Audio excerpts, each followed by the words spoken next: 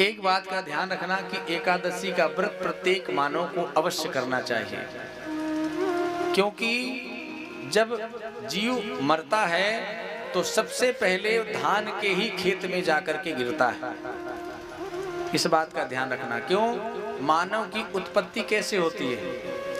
साधारण और सहज नहीं है मानव की उत्पत्ति। इस बात का ध्यान रखना।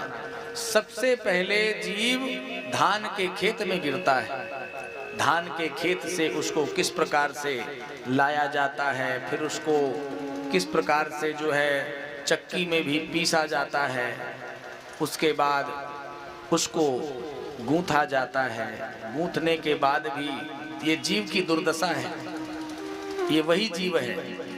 और कुछ तो पहले ही मर जाते हैं, उसके बाद उसको गूंथने के बाद भी इस जीव को ही आग में पकाया जाता है।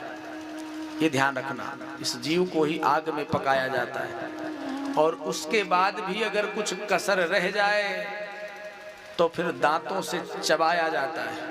इस जीव को ही व्यक्ति दांतों से अपने चबाता है और इसी से रक्त मांस मज्जा बन करके और जीव की उत्पत्ति होती है।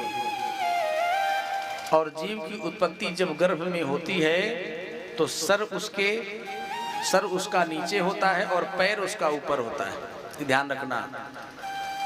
और सर के इस एक तरफ मल की थैली होती है और एक तरफ मूत्र की थैली होती है। ऐसे घोर नरक में उस जीव का वास होता है।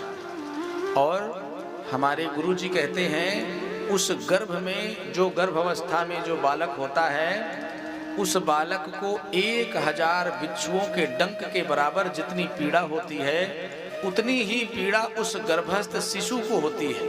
इस बात का ध्यान दीजिए। इसलिए साधारण नहीं है मानव जीवन भी प्राप्त करना।